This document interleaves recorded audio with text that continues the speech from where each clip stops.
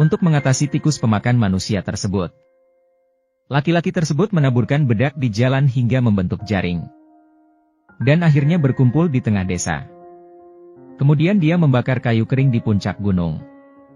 Menaburkan bubuk di dalamnya untuk mengusir tikus. Kemudian meminjam angin timur untuk membiarkan bubuk itu berterbangan ke setiap sudut desa. Melihat peluangnya sudah matang, dia mengeluarkan seruling ajaibnya dan memainkannya. Orang-orang yang memakai masker N95 menunggu untuk melihat di tengah asap. Benar saja, beberapa saat kemudian, tikus-tikus yang bersembunyi di desa itu habis semua karena tidak tahan dengan baunya.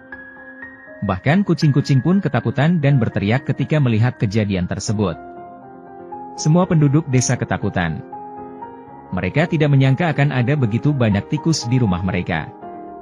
Tikus-tikus itu berkumpul dan berlari dengan liar menuju bubuk obat. Urayon kaget melihat banyaknya tikus. Detik berikutnya dia menyadari ada yang tidak beres. Terlalu banyak tikus dan berlari terlalu cepat, rute keluar jalur. Dia tertatih-tatih dan harus memblokir pertigaan terakhir jalan sebelum tikus-tikus itu datang. Namun dia terjatuh ke tanah karena tidak nyaman untuk berjalan. Saat dia mengira telah gagal, putranya segera datang dan menggunakan papan kayu besar untuk memblokir persimpangan. Namun kawanan tikus dalam jumlah besar segera membalikkan keadaan. Bocah itu terpaksa terus mundur. Yang lebih menakutkan adalah seekor tikus memanjat lengannya. Di saat putus asa, papan tiba-tiba menjadi lebih ringan. Ternyata sang ayah akhirnya tiba tepat waktu atas usaha bersama ayah dan anak. Tikus telah memenuhi gua. Namun, masih ada satu langkah terakhir untuk membasmi tikus secara tuntas, yakni menutup lubang tersebut. Terakhir, gulingkan batu besar untuk memblokir pintu masuk gua, sehingga menghalangi jalan keluar tikus sepenuhnya. Masalah tikus yang melanda desa selama puluhan tahun berhasil diatasi. Dan keduanya menjadi pahlawan di desa tersebut. Semua orang senang dan dengan cepat mengucapkan terima kasih. Penyihir itu juga secara bertahap mengembangkan perasaan padanya. Semua ini dilihat oleh kepala desa. Ia merasa posisinya terancam. Malam itu, kepala desa dan putranya sama-sama bahagia sekaligus sengsara. Katanya dia mata-mata perang. Dia memenuhi seluruh desa dengan asap. Mungkin karena dia ingin mengirimkan sinyal. Mendengar itu, wajah penduduk desa berubah. Pihak lain tidak mengetahui bahwa dia berencana membawanya ke Seoul. Namun sebelum berangkat, ia harus mendapatkan pahala yang dijanjikan kepala desa. Tapi hentikan dia dan katakan yang sebenarnya. Ternyata tikus-tikus yang ada di desa ini tidak hanya berani memangsa kucing. Bahkan manusia pun karena telah dikutuk oleh penyihir kepada penyu. Penyakit kusta tiba-tiba muncul di desa ini 10 tahun lalu. Tapi bukannya memperlakukan penduduk desa. Kepala desa mengusir semua orang sakit ke atas gunung. Hanya penyihir yang berbelas kasihan pada semua orang. Jadi dia membawa pasiennya untuk merebut kembali pegunungan dan membangun kembali desa baru. Tanpa diduga, tiba-tiba terjadi perang dan kepala desa harus membawa penduduk desa yang tersisa ke atas gunung. Mereka dengan berani memohon kepada penyihir itu untuk mengizinkan mereka masuk. Namun melihat sifat berdarah dingin orang-orang ini, tentu saja dia tidak akan setuju. Saat ini, kepala desa dengan sengaja mencubit bayi yang menangis. Menggunakan tangisannya untuk mendapatkan persetujuan masyarakat. Ketika penduduk desa mendengar tangisan dan memikirkan anak-anak mereka yang meninggal karena wabah penyakit, belas kasihan mereka segera ditawarkan, dan mereka akhirnya menerima bantuan dari kepala desa dan pihak lainnya. Namun setelah memasuki gunung, kepala desa takut tertular dan ingin memonopoli desa. Mereka secara bertahap mengubah tamu menjadi pemilik. Kekuatan massa menjebak penduduk desa yang terinfeksi di dalam gua dan memberi mereka makan tikus.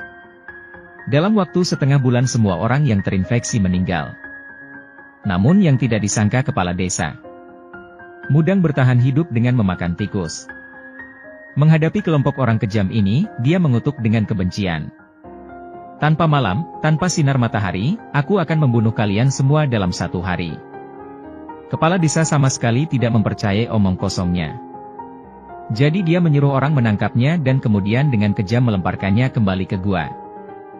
Dia kemudian dibakar hidup-hidup oleh api dan tikus-tikus yang ada di dalam lubang tersebut terpaksa habis. Tidak hanya mereka menghancurkan desa, namun makhluk yang hidup di desa tersebut juga menderita.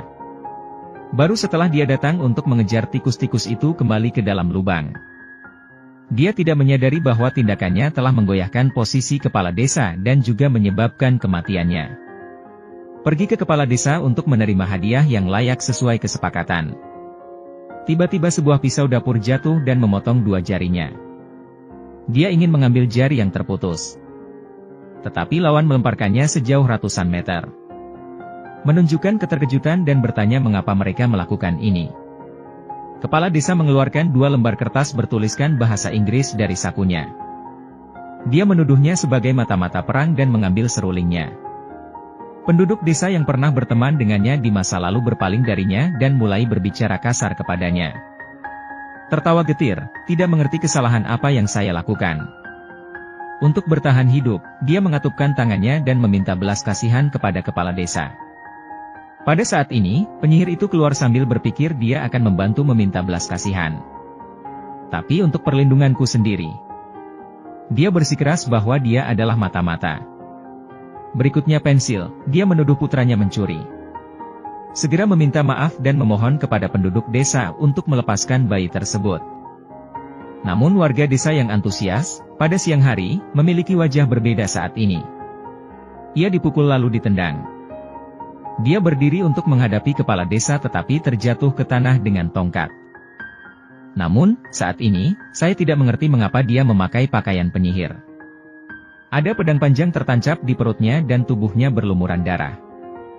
Dia kemudian mengutuk penduduk desa seperti penyihir sebelumnya. Orang jahat seperti Anda tidak memiliki matahari di langit pada siang hari. Anak-anak akan hidup atau mati. Ia menjerit dan terjatuh begitu saja. Berharap cara ini bisa menyelamatkan nyawa ayah dan anak tersebut. Penduduk desa ketakutan saat melihat ini dan semua mengatakan mereka harus membuang putranya. Tapi kepala desa yang kejam tidak mau pergi begitu saja. Jadi dia diam-diam menaruh pestisida pada bola nasi dan diam-diam memasukkannya ke dalam kopernya. Berpura-puralah bersikap baik dan biarkan ayah dan anak pergi. Karena kelelahan dalam perjalanan, dia bersandar di pohon untuk beristirahat. Karena sangat lapar, putranya memakan bola nasi beracun dan langsung muntah darah dan jatuh ke tanah. Saat sang ayah menemukan jenazah anaknya, keadaan terasa dingin. Dia dengan sedih memeluk putranya yang sudah meninggal. Gagasan terakhirnya tentang kebaikan lenyap saat ini. Dia bersumpah untuk membalaskan dendam putranya dan membuat penduduk desa yang penuh kebencian ini membayar mahal.